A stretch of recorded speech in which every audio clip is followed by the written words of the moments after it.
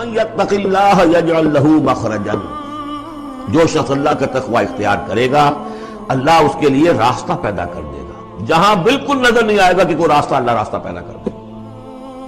بالکل نظر نہیں آ رہا تھا موسیٰ کے ساتھیوں کو کہ اب کیسے بچیں گے، پیچھے لشکر آگے آگے سمندر ہے، اللہ نے راستہ پیدا کیا۔ خود حضرت ابو بکر کا جو حال ہو گیا تھا کہ حضور اگر انہوں نے ذرا بھی دیکھ لیا، نیچے اپنے قدموں کی طرف بھی نگاہ ڈالی تو ہم نظر آ جائیں گے، آپ نے فرمایا لا تحزن ان اللہ معنا، راستہ نکالتا اللہ۔ پھر حضور گئے طائف، لیکن وہاں سے خالی ہاتھ آئے۔ مدینے میں اللہ نے خود ہی کھڑکی کھول دی، 6 آدمی ایمان لے آئے، آپ گئے ہی نہیں اور وہاں انقلاب بھی آ گیا۔ عظیم، اس اعتبار سے اللہ مخرج پیدا کرتا ہے۔ تم صحیح طریقے پر چلتے رہو، تقوی اختیار کرو، صحیح راستے پر جد و جہد کرو، یہ کام اللہ پر چھوڑو۔ کب اسے منظور ہے اس کا کامیاب ہونا؟ جب ہوگا وہ راستہ ایسا کھولنے کا کہ تمہیں گمان بھی نہیں ہوگا۔ وَيَرْزُقْهُ مِنْ حَيْثُ لَا يَحْتَسِبُ، اور اسے رزق دے گا وہاں سے جہاں سے اسے گمان بھی نہیں ہوگا۔ اقامت دین کی جد و جہد ہو، غلبہ دین کی جد و جہد ہو، اپنے آپ کو ان صلاتی و نسکی و محیایا و مماتی اس کا فیصلہ کرنا ہو تو سب سے بڑی رکاوٹ آتی کھائیں گے کیا؟ تو اللہ تو کہتا ہے رازق میں ہوں۔ ہے ایمان اور یقین اس پر؟ کر کے دیکھو تو صحیح، اس پر اعتماد تو کرو۔ لیکن یہ کہ اس پر اعتماد کرنا، توکل، بڑی مشکل ہے۔ وہ تو جتنا ایمان ہوگا اتنا اعتماد ہوگا، اور گہرا ایمان ہوگا گہرا اعتماد ہوگا۔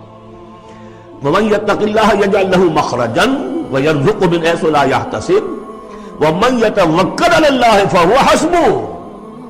یہ تو ابھی تقویٰ والے کی بات ہے کہ وہ وہاں سے رزق دے گا جہاں سے اسے ملے گا بھی نہیں، اور جس نے اللہ پر توکل کر لیا تو وہ اس کے لیے بہت کافی ہو جائے گا۔ توکل کر کے تو دیکھو، حسبہ، وہ اس کے لیے کافی ہے۔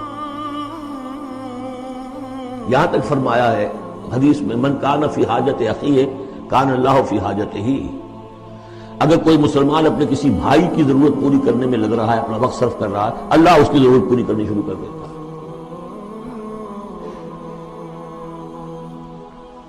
فکر ماں در کار ماں آزار ماں، کار ساز ماں بے فکر کار ماں، یہ فارسی شاعری کے اندر یہ دینی حقائق ہے۔ کار ساز ماں بے فکر کار ماں، میرا کارساز میرے کاموں کی فکر کر رہا ہے، میں نے اپنے آپ کو اس کے کام کے لیے لگا دیا۔ وہ دنیا میں بھی ذرا سا بھی کوئی شریف انسان ہوگا، آپ اس کے ہو جائیں وہ آپ کو چھوڑ دے گا پھر کہیں؟ شرافت ہو، مروت ہو، آپ اللہ کے بن کر تو دیکھیے۔ پھر وہ کارساز ہے، کارساز ماں بے فکر کار ماں، فکر ماں در کار ماں آزار ماں۔ جب میں اپنے معاملات کی فکر خود کرتا ہوں، کوئی نہ کوئی ٹھوکر کھاتا ہوں، کوئی نہ کوئی غلطی کرتا ہوں، آزار اپنے سر کے اوپر پیدا کر لیتا ہوں۔ اپنے آپ کو حوالے کرو، اس کا نام ہے تفویض الامر الی اللہ، افوض امری الی اللہ ان اللہ بصیر بالعباد۔ ان اللہ بالغ امرہ، اللہ تعالیٰ تو اپنا معاملہ تو پورا کر کے ہی رہتا ہے، وہ تو دین کو غالب کرنا ہے، کرنا ہی ہے۔ کون اس کے اندر نفع کما گیا، کون محروم رہ گیا، یہ ان کی قسمت ہے۔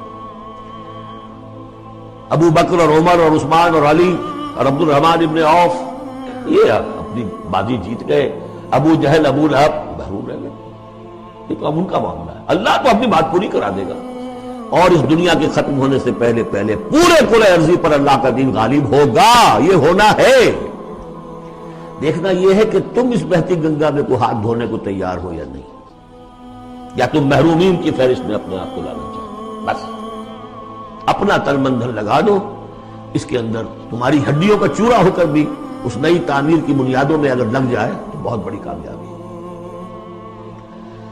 قد جعل اللہ لکل شیء قدرا، بہت عمدہ مقام ہے، اللہ نے ہر چیز کے لیے ایک اندازہ مقرر کیا ہوا ہے، کب اللہ کی مدد آئے گی یہ بھی اس نے طے کیا ہوتا ہے۔ You have to qualify، pre qualification conditions تب مدد آئے گی، یوں نہیں آتی مدد۔